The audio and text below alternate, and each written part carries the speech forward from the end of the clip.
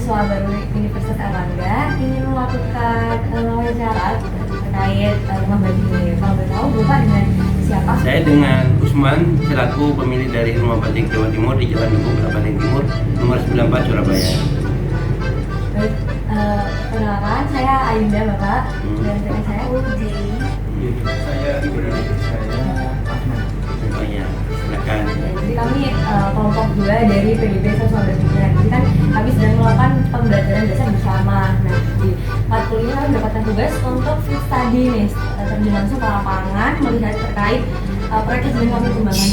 Juga ada kaitannya sama matkul agama Islam ini. Oh iya. Nah, kalau menurut Bapak seberapa relevan sih budaya batik ini dengan nilai-nilai Islam kayak gitu? Kayak dan apa nilai Islam apa yang dijalankan di rumah batik ini? Misalkan amanah kah, sabar kah, atau apa gitu? Ya, jadi dari zaman kerajaan dulu, kerajaan Islam itu banyak yang mengeluarkan motif-motif batik. Jadi pengaruh kuat dari zaman dulu nih. Apalagi Songo bukan ya? Bukan. Sekarang lebih lama lagi ya? Mungkin sebelum itu ya, dari kerajaan-kerajaan zaman awal-awal batik ada itu ya. Jadi ada namanya aliran Syafi'iyah ya. Jadi dia memakai motif-motif, umpamanya ada binatangnya ya, dia nggak gambar penuh gitu, dibayangkan kayak udang ya, udangnya itu jadi isinya jadi kayak daun dalamnya tapi bentuknya udang gitu ya. Jadi orang ngelihatnya tahu itu udang, tapi dilihat banget itu kok kayak daun gitu loh ya. Jadi pengembangan seperti itu. Jadi karena batik itu juga bisa untuk karena dia bahan katun dan prosesnya dia juga alami, jadi bisa dibuat untuk sholat juga, beribadah juga. Bahkan acara-acara keagamaan selain baju takwa juga ada sekarang pakai musimnya pakai batik gitu ya. Jadi akad nikah pakai batik ya, walaupun akad nikah pas akad ya.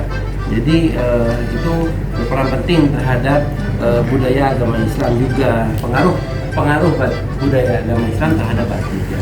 Jadi kita juga khususnya pada waktu proses batik, orang yang nggak sabar nggak kira jadi seniman. Itu juga mengajarkan kita untuk sabar di sini ya, waktu kita membatik.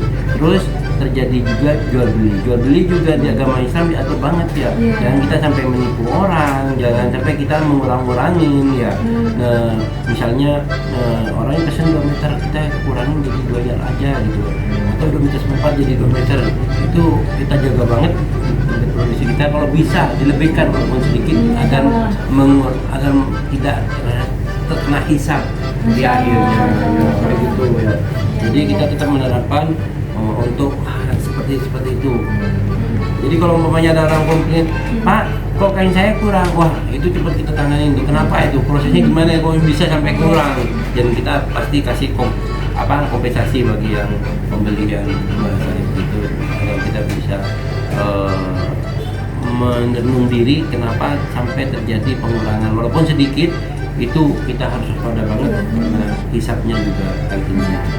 Berarti di sini menerapkan prinsip halalan thayyiban gitu ya, entah dari prosesnya, apapun dari bahan-bahannya, dari pembuatannya. Ya, kita lagi proses untuk sertifikasi halal sekarang. Sedang proses apa? Sedang proses. Belum keluar dari universitas. Oh, berarti sudah tapi tinggal menunggu. Masih pengajuan. Tahap pengajuan, belum tahap datang untuk tes untuk melihat. Sudah mengisi berkasnya. Apakah ada motif batik di sini yang terinspirasi juga dari nilai-nilai Islam gitu, Pak? Kalau zaman kita juga punya koleksi batik dulu ya, di zaman dulu itu pekat banget sama adanya kisah Islam. Ya ada kayak pernikahan Islam itu ada motif yang istilahnya si suami itu memberikan motif tersebut kepada istri yang menyatakan di dalam motif tersebut bakalan menanggung makannya, tempat tinggal, sandang dan pangan gitu ya.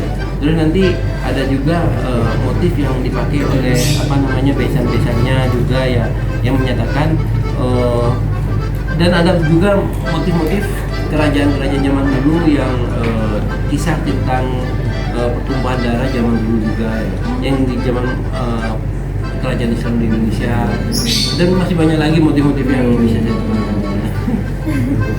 Tapi nggak di display di sini ya Pak? Ada di dalam koleksi ya. Oh, koleksi khusus. Iya, gitu. Iya, karena ceritanya juga khusus Iya. sejarah nih. Bener banget.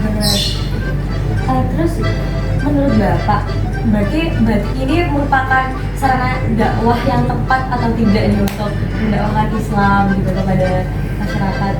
Kita sebagai pribadi ya yang beragama Islam inginnya menampilkan bahwa Islam itu khususnya dalam perdagangan seperti ini loh. Jadi moga-mogahan menjadikan kebanggaan bagi orang yang lain melihatnya bahwa perdagangan dengan Islam ini bagus. Itu yang bisa kita dakwahkan ya secara halus. Tapi kalau umpamanya dakwah secara langsung, mungkin bentuk-bentuk batik yang menjadikan batik sarung, batik apa ya, itu antara lain. Dan kita masih mengembangkan hal itu. Terus kan pasti ada banyak tantangan ya, apalagi di masyarakat modern ini yang pemikirannya tuh kayak kebebasan gitu kan. Itu apakah ada tantangan sendiri untuk menerapkan tadi prinsip keislaman itu kayak di tengah ekonomi yang saat ini dan juga kondisi yang seperti ini? Saya belum sempat berpikir seperti itu ya. Saya moga-moga nanti bisa ke arah itu juga. Terima kasih atas masukannya. Iya sih, kayak mempertahankan di tengah tren global ini, mempertahankan apa ya, budaya batik dan Islam Budaya ini. batik dan Islam. Iya. Itu materi yang menarik sebenarnya bagi masyarakat ya. Bisa jadi kita kembangkan di sini. Nah, bagaimana sikap-sikap Islam yang kayak sabar, telaten itu diajarkan kepada para pengrajin-pengrajinnya Bapak nih, atau Iya. apa pelatihan apa penguatan apa yang selalu ditanamkan dari awal gitu? Kalau Untuk para- sabar saat mengerjakan batik dari awal mulai, tentunya udah auto ya, auto. Iya. Dan kita juga mengingatkan 5 waktu sholat ya, Iya. mengingatkan hal itu. Jadi setiap pekerja kita memberikan isoma terhadap mereka. Jadi ayo isoma, walaupun kita lagi ada di luar ya, lagi pengajaran di luar ya. Kadang orang-orang yang rekan kita itu yang bermitra kita mengajak kita mengaji di luar, dia nggak tahu bahwa isoma itu penting. Tapi kita langsung mengajukan, kita harus ada isoma di saat waktunya sholat, kita bisa melakukan ibadah sholat. Itu permintaan yang tetap di awal transaksi itu aku bilang duluan ya, agar ada tetap waktu sholat. Walaupun sebenarnya kalau perempuan kan ada halangan, Iya. nggak bisa sholat, ya terserah. Tapi saya sudah mengingatkan kepada mereka untuk melakukannya dan menyediakan waktu ya. Bapak, ini pertanyaan terakhir kami, Ya. apa pesan dan harapan Bapak bagi prinsip muda muslim agar dapat menjadi penjaga budaya sekaligus inovator modern dalam melestarikan bangsa? Mantap banget. Jadi sebagai pemuda muslim ya, nilai-nilai keagamaan itu penting, tapi akhlak itu lebih penting daripada ya. Jadi orang-orang lain itu akan melihat dari segi akhlaknya. Ibadah kepada Allah juga tidak kalah pentingnya ya, tetap menerapkan ibadah 5 waktu. Dan itu kita bisa terapkan ke budaya batik sebenarnya, dari motif batik ya. Filosofi Islam itu selalu diangkat dari zaman kuno dulu ya, dan itu ya kalian-kalian pemuda-pemuda dan mahasiswa Islam moga-mogahan bisa mengangkat dan menguatkan hal ini terus kepada percontohan kepada mahasiswa yang lain. Dan pesan-pesan saya kalau untuk agama Islam, sholat itu tetap disisipkan ya. Walaupun kalian lagi proses yang wah bentar dulu nih kan duhur masih ada waktu nih. Jangan, kalau kita mulai mengebiasakan tunda-tunda, kita akan ditunda juga rezeki kita ya. Jadi bukan menunggu waktu luang, tapi meluangkan waktu. Meluangkan waktu, benar, bukan menunggu waktu.